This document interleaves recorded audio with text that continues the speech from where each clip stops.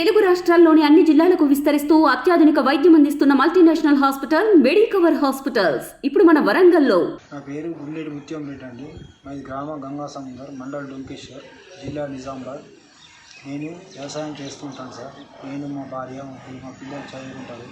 ఇప్పుడు వచ్చే ఆగస్టు 22వ తారీఖు మా అమ్మాయి, పెద్ద అమ్మాయి పెళ్లి కుదిరింది.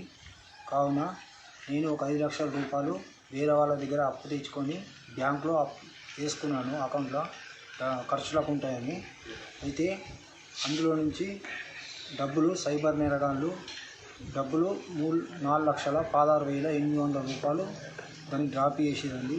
అది నేను ఏ లింకు ఓపెన్ చేయలేదండి. అది 2023 జూన్ 9 తారీఖు నుంచి అది ఆ లింకు యాక్టివేషన్ ఉన్నదండి. ఆ యాక్టివేషన్ చేసేట్లా వాళ్ళు వచ్చిన అప్పటి నుంచి నా ఫోన్ హ్యాక్ చేసిరు, నా సిమ్ని హ్యాక్ చేసిరు, నా అకౌంట్ని హ్యాక్ చేసిరు. వాళ్ళు రాగానే పైసలు కట్ చేసుకున్నారండి. తర్వాత ఒకసారి 2 లక్షలు కట్ చేసుకున్నారు, ఒకసారి 1,00,000 రూపాయలు, ఒకసారి 50,000 రూపాయలు, ఒకసారి 66,800 రూపాయలు. ఈ 4 విడతల్లో కట్ చేసుకున్నారండి. మళ్ళీ నాకు ఒక 20 నుంచి 30 ఓటీపీలు వచ్చినాయి, ఒక 10 కాళ్ళు వచ్చినాయండి. అది ఏదో వేరే భాషలో మాట్లాడేది. ఒక 2 టైమ్స్ లేపినా వేరే భాషలో మాట్లాడితే నాకు అర్థం కాలేదు. నేను వాళ్ళకు ఓటీపీ చెప్పలేదు, ఏమీ చెప్పలేదు. కావున వాళ్ళు ఫోన్ కట్ చేసిన. ఊరికే నేను వరి నాటుతున్నానండి, కేజీలు కొడుతున్నా, వరి నాటుతున్నా. నాకు ఊరికే డిస్టర్బ్ చేస్తున్నారని అతని నెంబర్ని బ్లాక్లో పెట్టేసిన. బ్లాక్లో పెట్టేసి నేను ఫోన్ జేబులో పెట్టుకొని నేను కడిగేది చేస్తున్నాను. కడిగేది వరి నాటుతున్నాము. వరి నాటంగా వాళ్ళు మెసేజ్లు వస్తున్నాయని నేను సైలెంట్ అవుతాను. అది ఎప్పుడు లేకుండా ఏమో తెలియదు. 3 మెసేజ్లు వచ్చినాయి, 2 లక్షల మెసేజ్ రాలేదు. కావున శుక్రవారం నాడు సాయంత్రం లేపేసారు. శనివారం సెకండ్ సాటర్డే వచ్చింది. తర్వాత ఆదివారం వచ్చింది. తర్వాత సోమవారం నాడు పొద్దున 10 గంటలకు బ్యాంకుకి వెళ్ళినాము. స్టేట్మెంట్ తీసుకున్నాము. బ్యాంకు వాళ్ళకు కాంప్లైంట్ ఇచ్చినాము. కాంప్లైంట్ ఇస్తే వాళ్ళు ఏమన్నారు, పోలీస్ స్టేషన్ పోమన్నారు. పోలీస్ స్టేషన్ నుంచి Nizamabad police commissioner cyber crime దాంట్లో పోయినామండి. అక్కడ ఏసీపీ గారితో మాట్లాడడం జరిగింది, అక్కడ ఎస్ఐ గారితో మాట్లాడడం జరిగింది, అక్కడ ఉన్న స్టాఫ్తో మొత్తం జరిగింది.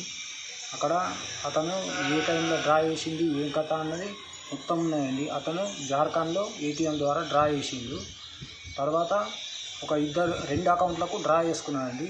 ఒకళ్ళు లేడీస్ ఫోటో పెట్టిండు, ఒకళ్ళేమో 20 నుంచి 25 ఇయర్స్ వరకు ఆ అబ్బాయి ఫోటో పెట్టిండు. ఆ ఫోన్కి వేస్తే ఫోన్ కలవడం లేదండి. సార్కు ఏసీపీ గారికి చెప్పినాము.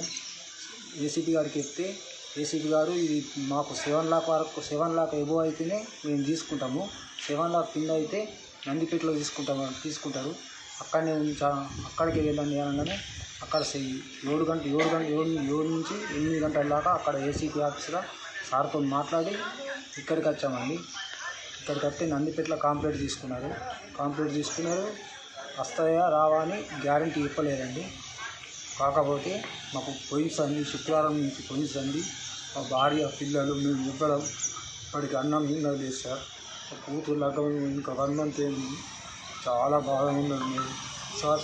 సీఎం గారు కానీ, మంత్రులు కానీ, ఎంపీలు కానీ, ఎమ్మెల్యేలు కానీ దీని మీద చర్య తీసుకొని నాకు తగిన సహాయం తొందరగా వేయాలని కోరుకుంటున్నాను సార్. నా కూతురు లగ్గం నెక్స్ట్ ఆగస్టు 22వ తారీఖే ఉన్నది సార్. నా బాధ చాలా ఘోరంగా ఉంది. నాకు ఇప్పటికీ అన్నం లేదు సార్. 6 రోజులు అవుతుంది సార్. నేను వ్యవసాయం చేసుకుంటాను సార్. రూపాయి కష్టపడి ఓదించుకున్న పైసలు సార్. అది కూడా ఎవరు పైసలు లేకపోతే అప్పు తెచ్చుకున్నాను సార్.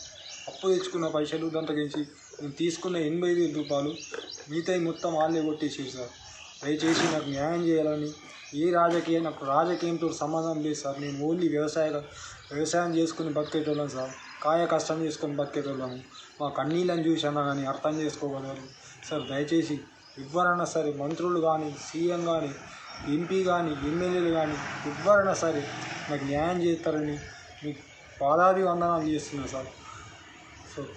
మరిన్ని వీడియోస్ కోసం ఛానల్ ని సబ్స్క్రైబ్ చేయండి. లేటెస్ట్ అప్డేట్స్ కోసం వాట్సాప్ ఛానల్ ని ఫాలో చేయండి. అండ్ లింక్ డిస్క్రిప్షన్ లో ఉంది.